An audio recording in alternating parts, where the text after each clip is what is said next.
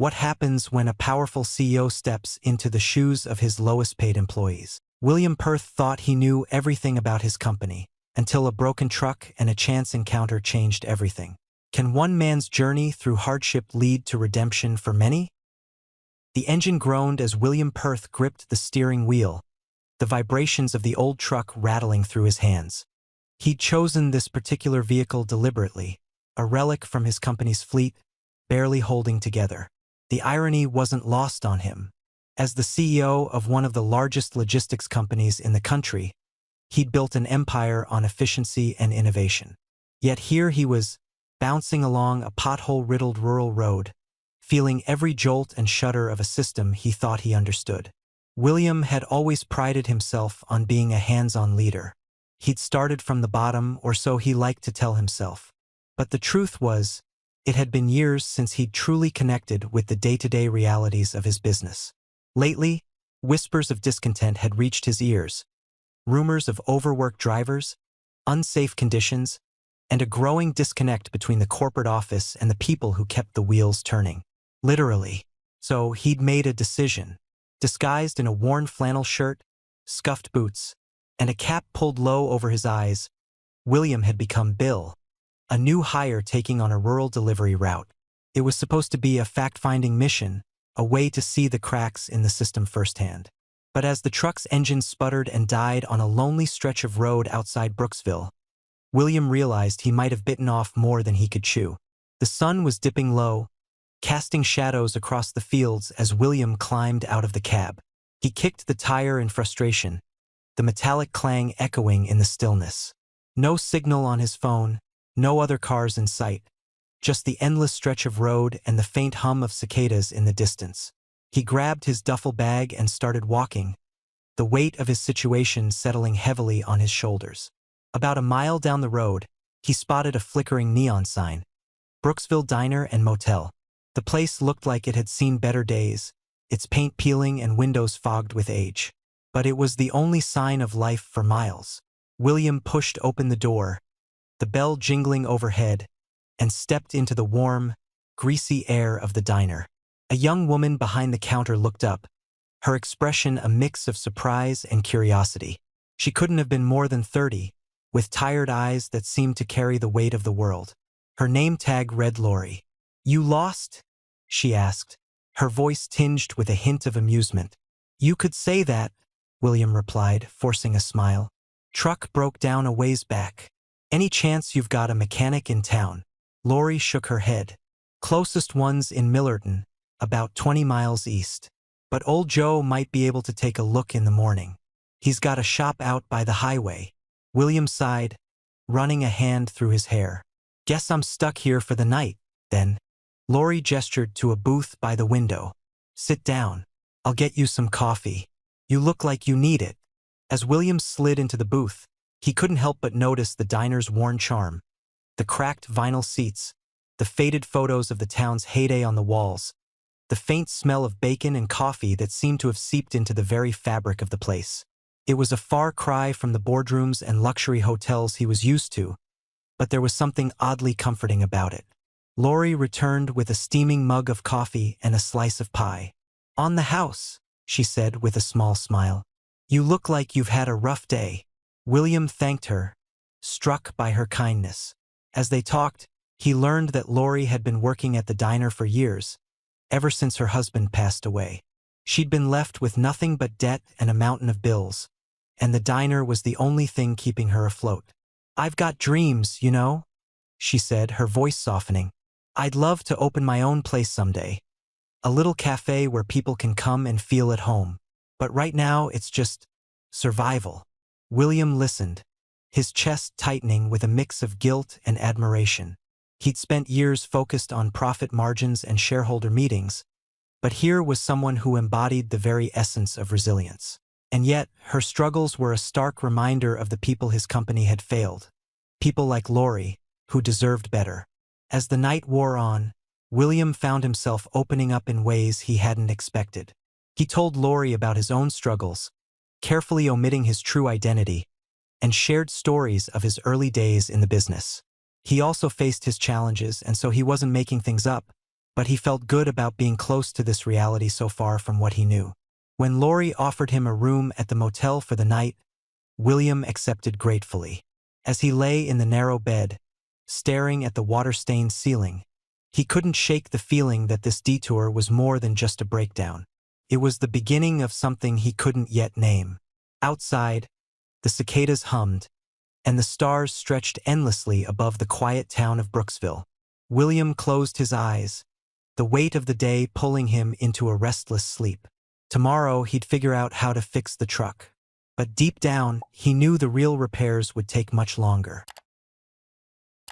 The morning sun filtered through the thin curtains of the motel room, casting a pale golden light across the worn carpet. William woke to the sound of distant chatter and the clatter of dishes from the diner next door. For a moment, he forgot where he was, the unfamiliar surroundings pulling him out of his usual routine. Then it all came rushing back. The broken truck, the diner, Lori. He dressed quickly, his mind already racing with the day's tasks. He needed to get the truck fixed, but more than that, he needed to understand what had brought him here. The conversation with Lori the night before had left him unsettled, her words echoing in his mind like a refrain he couldn't shake. When he stepped into the diner, Lori was behind the counter, her hands busy with a coffee pot. She looked up and smiled, though the shadows under her eyes hinted at another sleepless night. "Morning," she said, pouring him a cup without asking. "Joe's on his way. He'll take a look at your truck, but don't get your hopes up. That old thing might be beyond saving." William chuckled, though the thought of being stranded indefinitely sent a pang of anxiety through him. "Thanks, and thanks for the pie last night. It was exactly what I needed."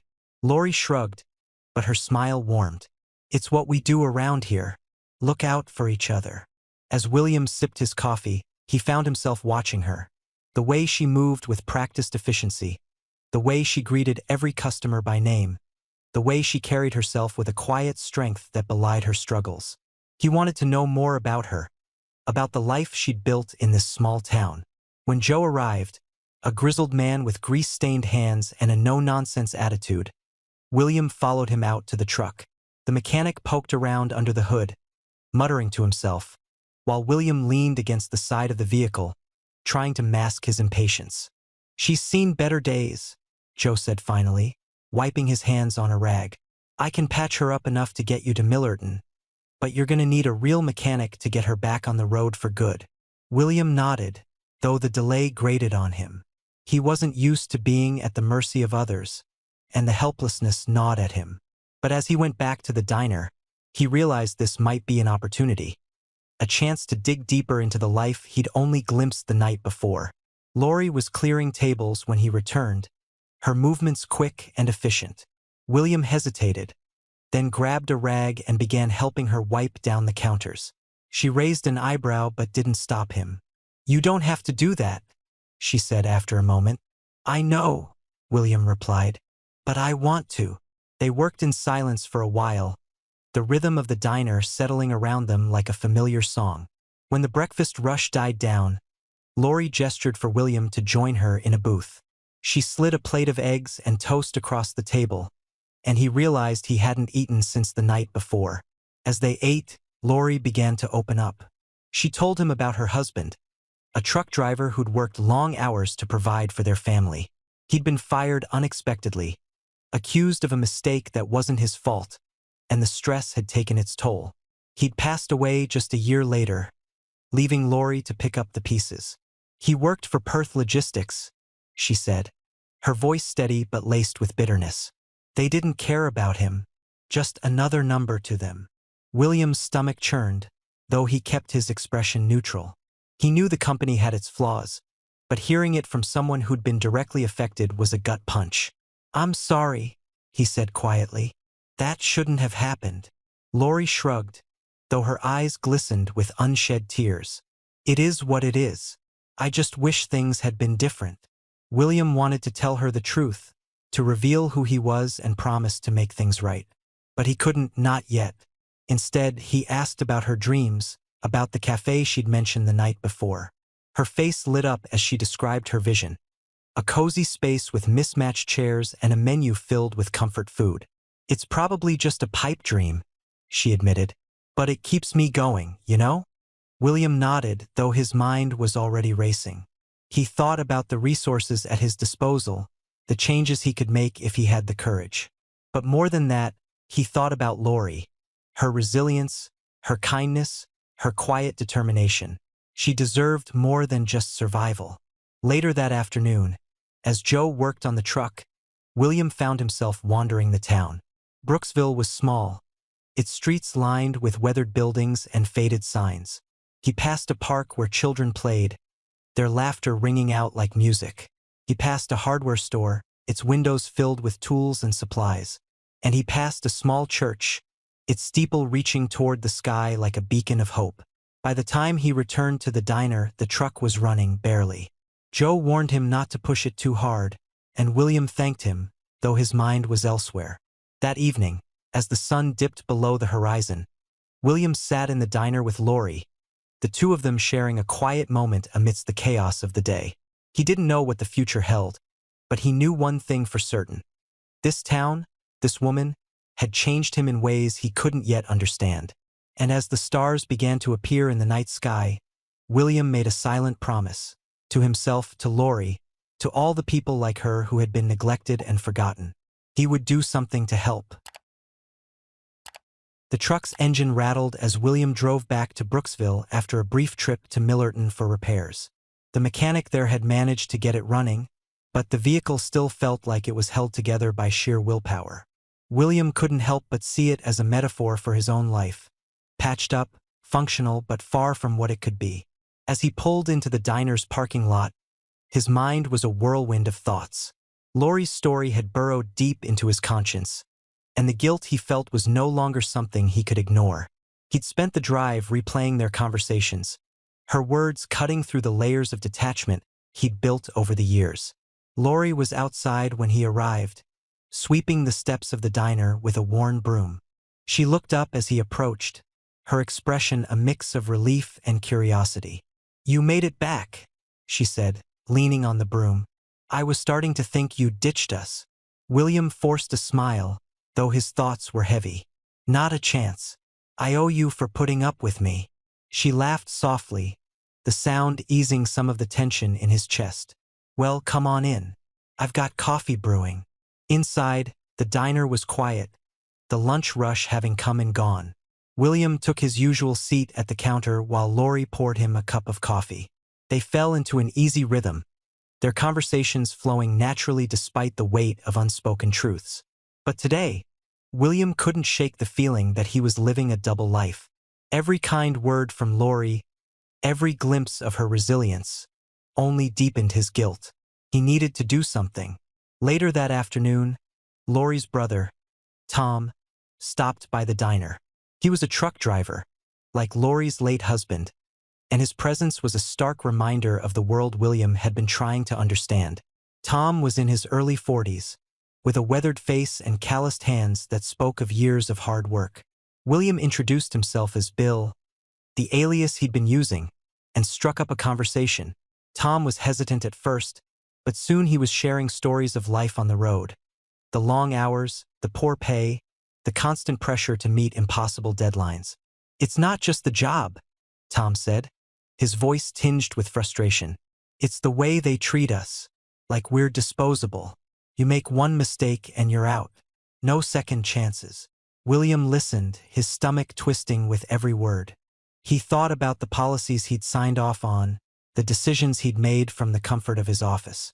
He'd never considered the human cost, not really. When Tom left, William sat in silence, his coffee gone cold. Lori watched him from across the counter, her brow furrowed. "You okay?" she asked. William looked up, meeting her gaze. "I don't know," he admitted. "I just keep thinking about what you and Tom said, about how hard it is for people like you. It's not right." Lori sighed, leaning against the counter. "It's the way things are. Doesn't make it fair. But what can you do?"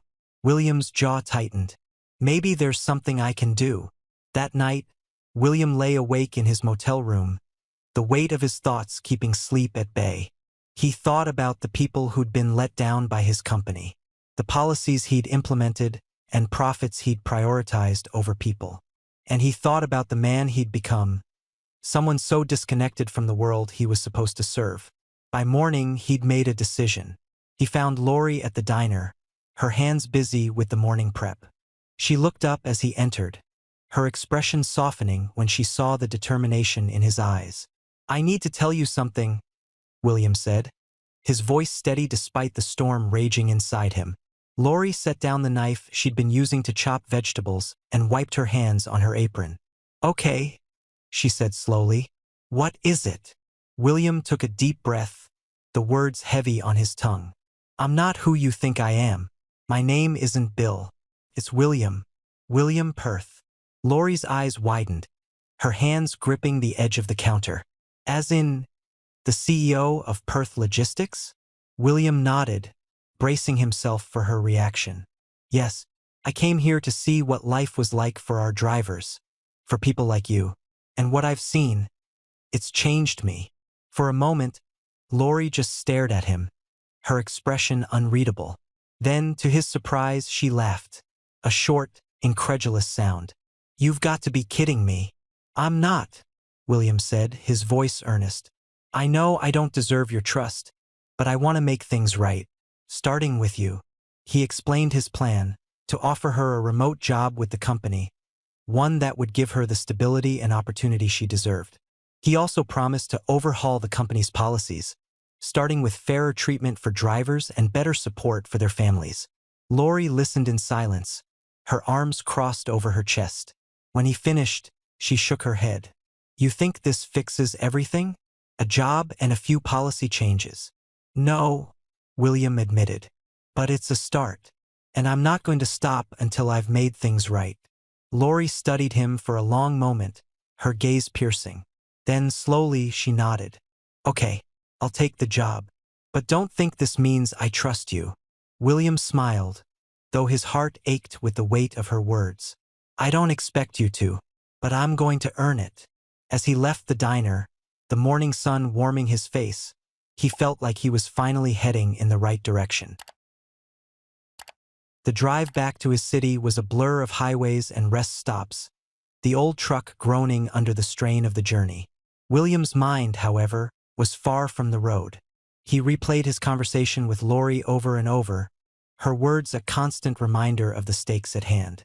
She'd agreed to his offer, but her skepticism had been palpable. He couldn't blame her. Trust wasn't something he could buy, it had to be earned. When he finally arrived at the corporate office, the gleaming glass building felt alien to him. The polished floors, the hushed whispers of employees, the scent of expensive coffee. It all seemed disconnected from the world he'd just left behind. He walked through the lobby with a newfound purpose, ignoring the curious glances of his staff. His assistant, Claire, was waiting for him in his office, her usual composure slipping as she took in his disheveled appearance. "Mr. Perth, are you?" "I'm fine," William interrupted, his tone sharper than he intended. He softened his voice. "Call an emergency board meeting and get me the latest reports on driver retention, payroll, and employee grievances." Claire blinked, clearly thrown by the urgency in his voice. "Right away, sir." As she hurried out of the room, William sank into his chair, the weight of the past few days pressing down on him. He opened his laptop and began drafting a proposal, his fingers flying across the keyboard. The words came easily, fueled by the faces he'd seen in Brooksville. Lori, Tom, the countless others who'd been let down by his company. The board meeting was tense. William stood at the head of the table, his proposal projected on the screen behind him. He outlined his plan: increased wages for drivers, better benefits, a revamped grievance system, and a commitment to reinvesting profits into improving working conditions. The room was silent when he finished, the board members exchanging uneasy glances. Finally, one of them spoke up. "This is ambitious, but the cost is necessary," William interrupted, his voice firm. "We've been prioritizing profits over people for too long. It's time to change that." The debate that followed was heated, but William held his ground. He spoke of Lori, of her husband, of the countless employees who'd been failed by the company. He spoke of the moral obligation they had to do better. And slowly, reluctantly, the board began to come around. When the meeting adjourned, William felt a flicker of hope. It wasn't a complete victory. There were still details to iron out, budgets to adjust, but it was a start. Back in his office, William called Lori. The phone rang twice before she answered, her voice cautious. "It's done," William said without preamble. "The board approved the changes. You'll be getting a formal offer soon, but I wanted to tell you myself." There was a long pause on the other end of the line. When Lori finally spoke, her voice was soft. "Thank you." William leaned back in his chair, a small smile tugging at his lips. "Don't thank me yet. There's still a lot of work to do." Over the next few weeks, William threw himself into implementing the changes. He met with drivers, listened to their concerns, and worked tirelessly to address them. The company's culture began to shift, slowly but surely, as employees started to believe that their voices mattered.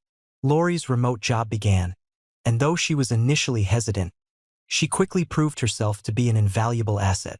Her insights into the challenges faced by drivers helped shape policies in ways William never could have anticipated. One evening, as William sat in his office reviewing reports, Claire knocked on the door.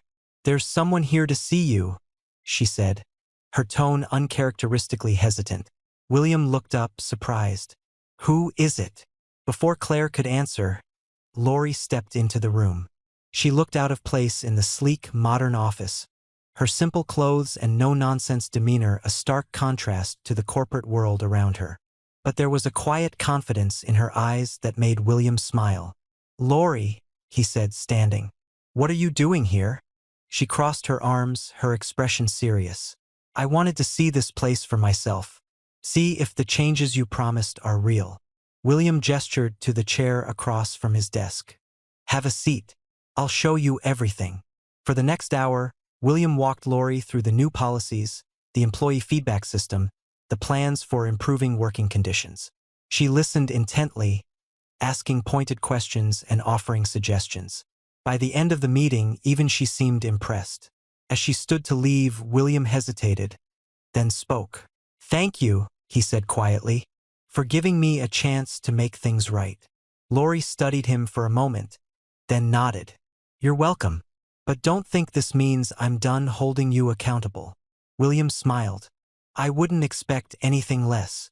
After she left, William sat back in his chair, a sense of quiet satisfaction settling over him. The road ahead was long, and there would undoubtedly be challenges along the way. As the city lights twinkled outside his window, William thought about the miles he'd traveled, not just on the road, but within himself. He'd started this journey as a man disconnected from the world he was supposed to serve. But now, thanks to a broken-down truck and a chance encounter in a small town, he was finally beginning to understand what it meant to lead with purpose. One man's journey changed countless lives. But could you make the same sacrifices? Let us know in the comments below. If you enjoyed this story, don't forget to like, share, and subscribe to embrace the journey for more tales of redemption and resilience.